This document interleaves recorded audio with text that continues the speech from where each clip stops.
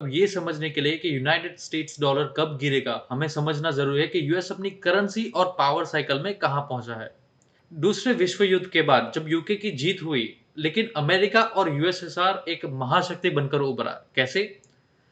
आप इस चार्ट में देख सकते हो कैसे वॉर के खर्चे की वजह से यूके की करेंसी और गोल्ड रिजर्व खत्म हो गए। इस चार्ट में अगर आप देखें तो आपको पता चलेगा कि यूएस के गोल्ड रिजर्व कितने बड़े हैं। इसका कारण क्या है? यूएस स्मार्टली वॉर की दोनों साइड को वेपन सप्लाई करके एक अमीर देश बन गया। यूके ने अपना महाशक्ति का स्थान तो खो लिया, अमेरिका एक नया महाशक्तिशाली देश बनकर उभरा। यहां अमेरिका एक चीज करता है, दूसरे देशों के साथ ब्रेटन वुड्स अग्रीमेंट कर लेता है।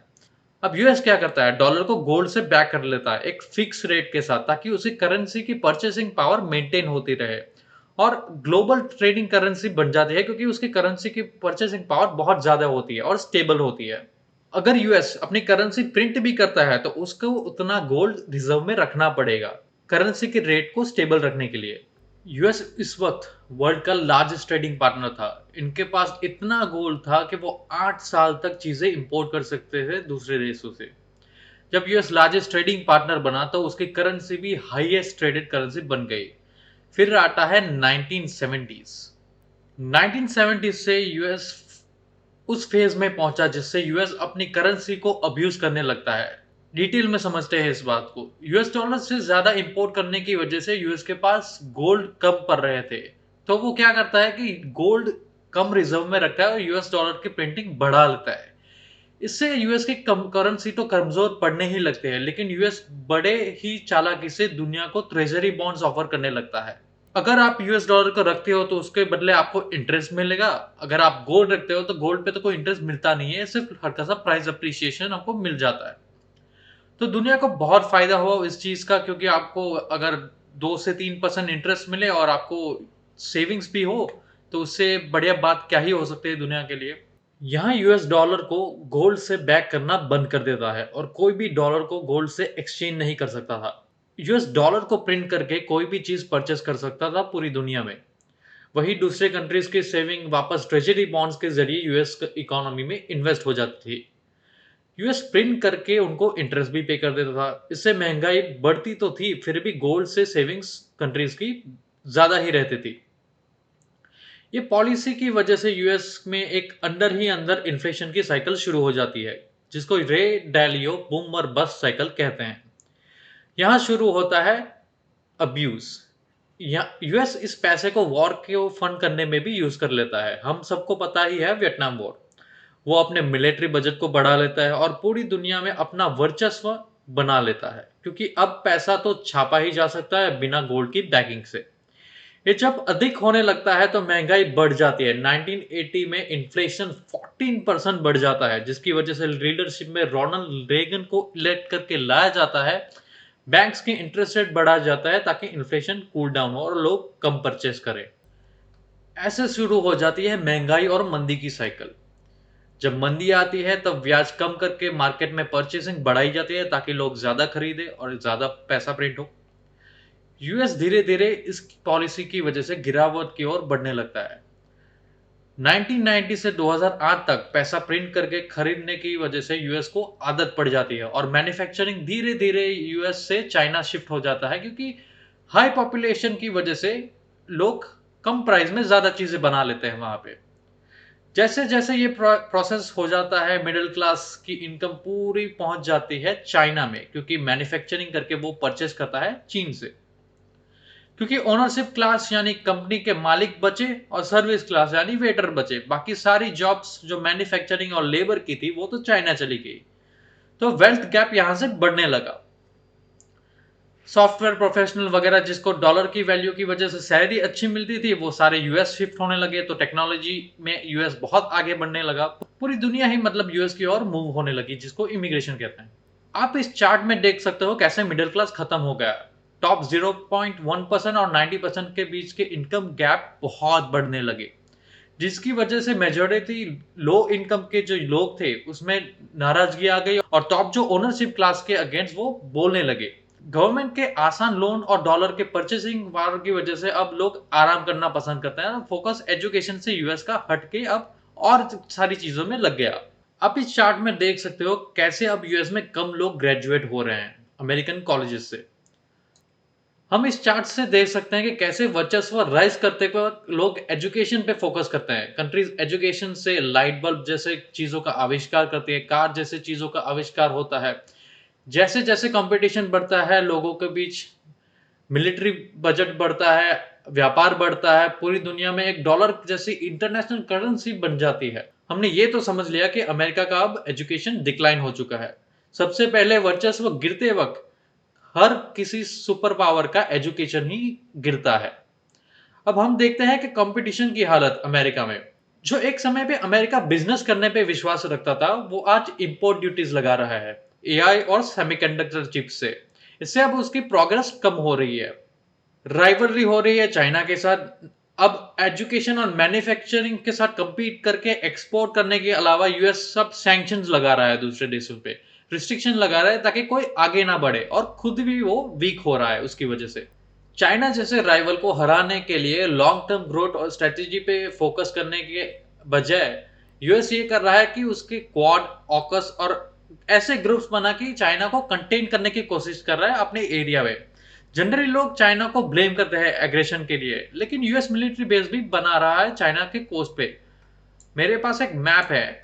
हाँ, इस मैप से आप देख सकते हो कि कितने मिलिट्री बेस है यूएस के जापान में। वो चाइना के अराउंड सराउंड करके रखा है, और काफी मिलिट्री बेस फिलीपींस में भी है। यूएस वैसे ही इंडिया को भी सपोर्ट कर रहा है चाइना के अगेंस्ट। साउथ चाइना सी के सारे देश जो भी सराउंडिंग है कोस्टल एरिया में, उनको एड कर रहा है यूएस अपनी ही कैपेसिटी के अनुसार। दूसरी ओर रशिया भी यूएस के एग्रेशन को डिफेंड कर रहा है यूक्रेन में, जिस कारण यूएस ने रशिया पे प्रतिबंध लगा दिए। क्योंकि दूसरे देश की तरह रशिया ने भी अपनी सेविंग्स डॉलर में रखी थी, यूएस ने उस डॉलर को जब्त कर लिए। और ये पहली बार नहीं हुआ है, इंडिया पे भी लग चुके हैं ये सैंक्शन। जब जब इंडिया ने परमाणु बम का परीक्षण किया था, ईरान पे भी लग चुके हैं। जब ईरान ने ना सुनी अमेरिका की, वेनेजुएला पे भी लग चुके हैं। जो भी देश अमेरिका की बात नहीं सुनता, उन पे प्रतिबंध लग जाते हैं।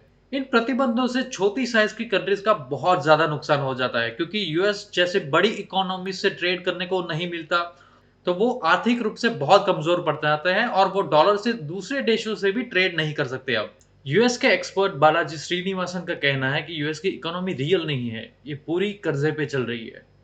मैं आपको फाइनेंशियल रिपोर्ट्स दिखाता हूं। फाइनेंशियल रिपोर्ट जो कि यूएस के ट्रेजरी ने खुद प्रिंट की है, उसका अगर आप लायबिलिटीज देखें तो $42 ट्रिलियन का डेट है।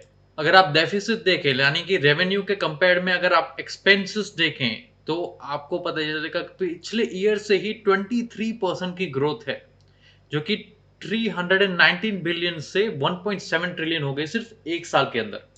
और यूएस ट्रेजरी खुद कहती है कि जो करंट फाइनेंशियल प्लान है वो अनसस्टेनेबल है। आप चार्ट से देख सकते हो कि यहां से जो प्लान है 2023 से शुरुआत हुई, तो इंटरेस्ट एक्सपेंसेस का पार्ट कितना ज्यादा है compare to what the government is willing to make and the amount of expenses it has. यानी कि डिफेंस स्पेंडिंग, मेडिकेयर और सोशल सिक्योरिटी के जो ऑब्लिगेशन है वो गवर्नमेंट की इतने ज्यादा है कि उनके पास रेवेन्यू ही नहीं है, और वो डेट जो बाहर से उठाएंगे उसका इंटरेस्ट रेट ही इतना होगा कि वो अपने ऑब्लिगेशंस जो है, जो सिटीजन्स को फैसिलिटीज प्रोवाइड करते हैं, वो कर ही नहीं पाएंगे।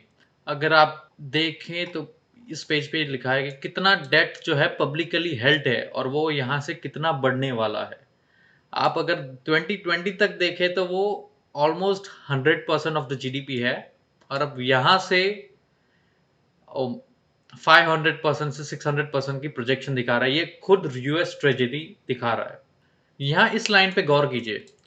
The total resources needed for all programs sums up to 175.3 trillion in present value terms। यानी कि यूएस को 175.3 ट्रिलियन की जरूरत पड़ेगी उसके सारे एक्सपेंसेस को सेटिस्फाई करने के लिए। महंगाई की बात करें तो कंपाउंडेड इन्फ्लेशन रेट 2020 से 26.19% है, जो हर एक अमेरिकन को जो फ्री का पैसा बांटा गया कोविड में, उसकी वजह से जो इन्फ्लेशन बढ़ा है वो 26% कंपाउंडेड इंटरेस्ट है। वेल, नथिंग इज फ्री, महंगाई के रूप में आपको पे ही करना पड़ता है। मैंने आपको बताया था कैसे यूएस अपने ट्रेजरी बॉन्ड्स को इशू करता है ताकि दूसरे कंट्रीज अपनी सेविंग्स को उसमें पार्क कर सकते और उसको यूएस को चुकाना ही होता है। अल्टीमेटली वो एक कर्जा होता है, लेकिन उस पे उन कंट्रीज को इंटरेस्ट रेट मिलता है। तो आप अगर देखें तो लार्जेस्ट ट्रेजरी होल्डर जो था वो चाइना था। तो चाइना अब यूएस की इकोनॉमी में विश्वास नहीं दिखा रहा है। जो ट्रेजरीज में वो इन्वेस्ट करता था कंटिन्यूसली, आप देखें तो 2016 से एकदम से गिरावट में है। अब बॉन्ड्स खरीदने वाले कम है तो इंटरेस्ट रेट ऑब्वियसली ज्यादा होगा। बाकी चार्ट से हमने कंफर्म कर लिया कि कैसे यूएस ज्यादा इंटरेस्ट पे कर रहा है और करता रहेगा। मतलब अब यूएस ट्रेजरी को एक सेफ ऑप्शन की तरह नहीं देखा जाता। डॉलर में इंटरनेशनल परचेसिंग होती है, सेविंग्स भी होती है और लोन भी उसी में दिया जाता है। ब्रिक्स जो कि आज G7 से भी पावरफुल इकोनॉमी बन चुके हैं, भारत भी आज डॉलर को चैलेंज कर रहा है वॉस्टो अकाउंट्स खोल के। यानी कि आप कोई भी कंट्री अगर भारत के साथ ट्रेड करना चाहता है रुपी में, तो आरबीआई के साथ वो वॉस्टो अकाउंट खोल सकता है इंटरनेशनल रुपी में ट्रेड करने के लिए। वैसे ही इंटरनेशनल प्रभावशाली देश रशिया और चाइना कर रहे हैं अपने अपने एरिया में। कमाया गया पैसा अब डॉलर की जगह गोल्ड में सेव हो रहा है। ये प्रोसेस सक्सेसफुल है क्योंकि रशिया अमेरिका के लगाए प्रतिबंधों की वजह से फोर्थ लार्जेस्ट इकोनॉमी बन चुका है। यस, जो इन्फ्लेशन, जो मनी प्रिंटिंग की वजह से अमेरिका बाय कर सकता था चीजें रशिया में से, उसको अब अमेरिका ने खुद ब्लॉक करके रखा है।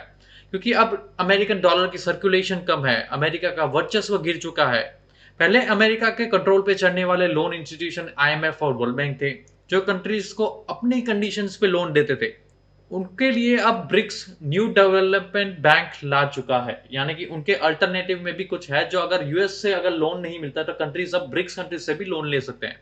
तो यूएस का इन्फ्लुएंस अब गिरा है। 2020 के बाद कोरोना वायरस भी आया, यूक्रेन में युद्ध हुआ, अमेरिका के सैंक्शंस लगे और डॉलर जब्त हो गए रशिया के। इस कारण दुनिया ने यूएस डॉलर पे से अपना विश्वास खो दिया है, पूरे सिस्टम पे से विश्वास खो दिया है जो यूएस ने बनाया था। सारी कंट्रीज लगी है कि ब्रिक्स कंट्री के साथ कोलैबोरेट करे और खुद की करेंसी में ट्रेड करे। अब अमेरिका अगर डॉलर प्रिंट करता है तो उनको महंगाई झेलनी पड़ेगी, क्योंकि दुनिया डॉलर से ट्रेड कम कर रही है और डॉलर में वो कर्जा भी नहीं उठा सकता क्योंकि लोग अपनी करेंसी में अब सेव कर रहे हैं। अब इसलिए जियोपॉलिटिकल शिफ्ट होगा। ब्रिक्स यानी रशिया, इंडिया और चाइना यूनाइटेड नेशन से भी ज्यादा इन्फ्लुएंशियल बन सकते हैं।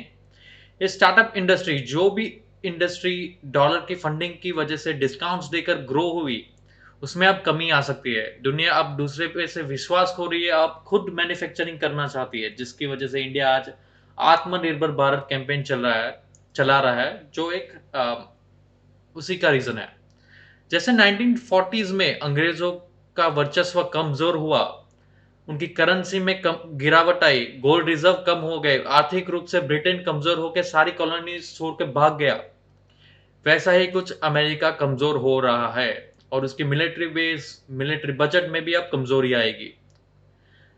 ये बेसिस की वजह से ही वो अपना वर्चस्व दिखाता था दूसरी कंट्रीज में, जिसकी वजह से वो सस्ते में ऑयल ले पाता था, धमकियां देकर रिसोर्सेस उठा लेता था। उसकी वजह से उसकी इकोनॉमी में सस्ते दाम पे चीजें मिला करती थी। वो उसमें अब कुछ चेंजेस आएंगे। इसमें सबसे ज्यादा अगर पिसेंगे तो वो है अमेरिकन सिटीजन, क्योंकि डॉलर की वजह से सस्ते लेबर एक्सप्लॉइट हुए एशिया और अफ्रीका से, सब सस्ते रिसोर्सेज उठाए गए एशिया और अफ्रीका से, और उनके मिलिट्री बेसिस से इन्फ्लुएंस किया गया एशिया और अफ्रीका को सस्ते में चीजें देने के लिए। जो इंडिविजुअल कार, हाउस और लग्जरी की लाइफस्टाइल अमेरिका ने एक्सपीरियंस की, वो इन्हीं कारण की वजह से थी और उसमें अब चेंजेस आएंगे। ये चार्ट में एवरेज राइज एंड फॉल का डायग्राम है, जो मैंने रे डैलियो की बुक चेंजिंग वर्ल्ड ऑर्डर से सोर्स किया है। हमने देखा कि यूएस का एजुकेशन गिर चुका है, यूएस का कंपटीशन अब गिरने को है, जो कि ग्रीन लाइन है। लार्जेस्ट ट्रेडिंग पार्टनर यूएस की पोजीशन आज चेंज हो चुकी है, आज चाइना लार्जेस्ट ट्रेडिंग पार्टनर है दुनिया का। फाइनेंशियल सेंटर आईएमएफ और वर्ल्ड बैंक, जो कि पावर थे यूएस के हाथ में, वो सारे फैक्टर्स आज यूएस के हाथ से जाके यूएस करीब 80 लेवल के पॉइंट के पास पहुंच चुका है। यानी रे डैलियो के हिसाब से, उनकी रिसर्च के हिसाब से, अब फैक्टर्स में तेजी से गिरावट आ सकती है। यानी military budget, innovation, technology, education, economic output और रिजर्व करेंसी स्टेटस, जिससे यूएस अपना इजीली परचेस कर सकता था, इजीली कर्जा ले सकता था, उसके सिटीजन अच्छे से लाइफ जीते थे रिजर्व करेंसी की वजह से, यूएस डॉलर की वजह से। उसमें अब तेजी से गिरावट आ सकती है।